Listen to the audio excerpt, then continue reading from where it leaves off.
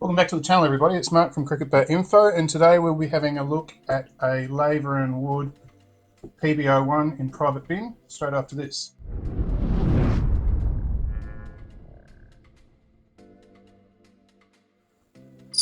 Okay, today's bat comes to me courtesy of the man's name on the back, Niyanth. Did I get that right? This is a PP01 bat, and he's ordered it from James in about early June, and it's landed with discount for $680 here in Adelaide. So he's actually brought the bat over to me to review it. It's going to be his bat for this season, and you can see here it's already been knocked in. The edges are rounded perfectly, and being a private bin, we've got 1, 2, 3, 4, 5, 6, 7, 8 and a 9th grain, perfectly even straight down the blade. A little bit of a wobble here, which would normally be disguised by the stickers if you had a normal brand bat. Tiny little bit of marking coming through there, but there's no, well, I can see marbling or anything like that on the face. And looking at the back, really nice and clean. He's gone for the heritage stickers, I think that's right, in the black.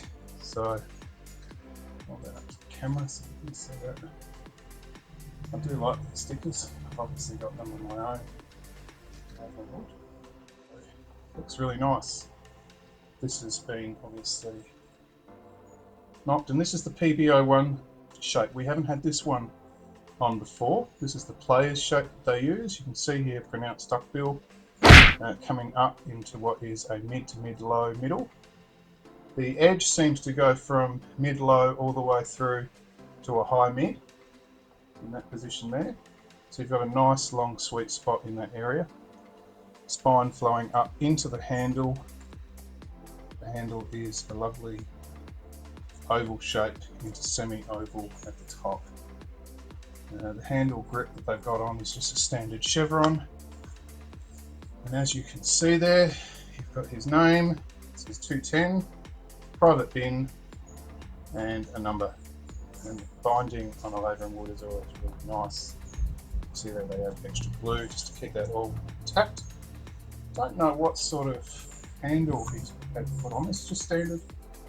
Yep, so that's just a standard cork insert handle. Yeah, that is a nice shape, isn't it? It's quite full through the back. You can see here we've got probably 2 mil of concave coming all the way through just to even out that wood, bring it a little bit higher and help the balance of the bat. It's very nicely sculptured. So we'll do the measurements straight away and see what it actually looks like. Hopefully I'll keep this in camera. So we'll start with the edge of the toe. And you can see there it's 22.9 at the edge. Shouldn't be much more in the center. 25.8 up here at the shoulder.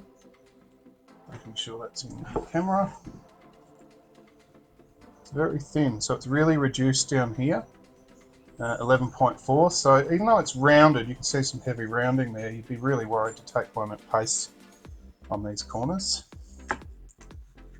Here in the center, 35.8, which is good. Get that edge measurement, go this way. Bearing in mind it has got some heavy boning on the edge, 38.5. And we'll measure the spine. This one comes in at 65.6.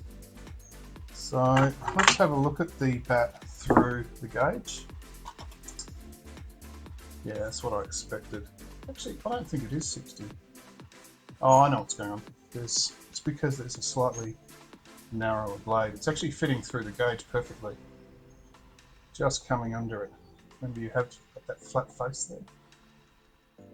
And I did actually measure this before, because when I picked it up I noticed, I thought, oh, I think that's slightly narrow. It is normally a trend, they make them slightly narrower.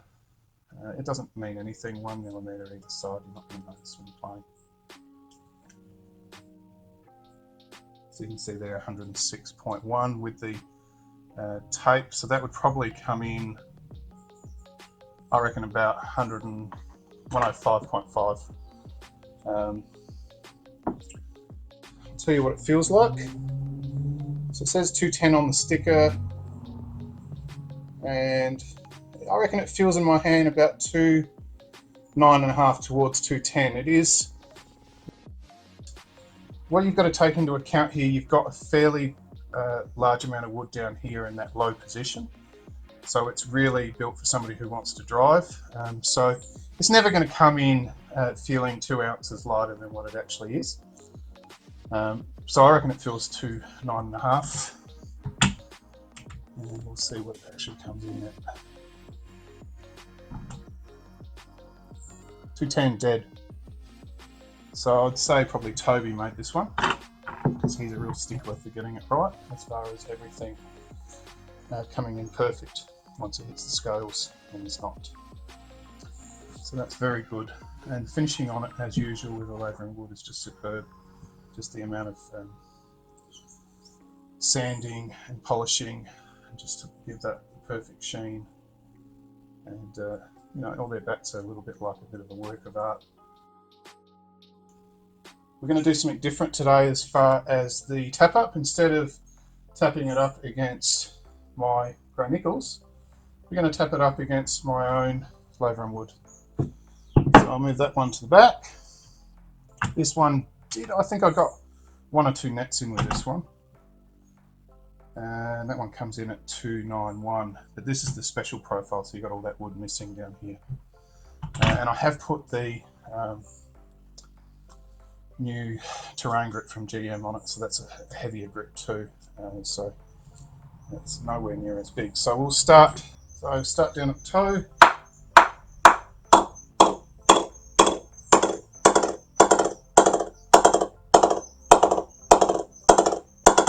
That one's got a real middle, and normally with the Laver and wood they are quite firm at the beginning, and then they improve with use. So we'll start. I expect to see a lot more action down here lower, and we'll start down here at the toe, and instantly it feels really nice.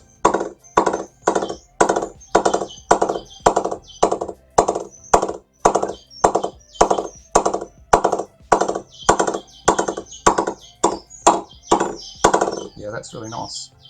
So that's got a really nice long middle, because that spine going all the way from the handle. More mid to mid-low, as I said before, and yeah, I really like that. So there you go. Once again, if you want to get yourself a quality bat made to spec, I can't recommend Laver and wood more highly. I think people would know that I've purchased stuff from James before, and I've also purchased stuff from B3 and a whole bunch of other people, grey nickels and whatever, but I do think that Laver and wood make a really fine bat, and you can't really go wrong.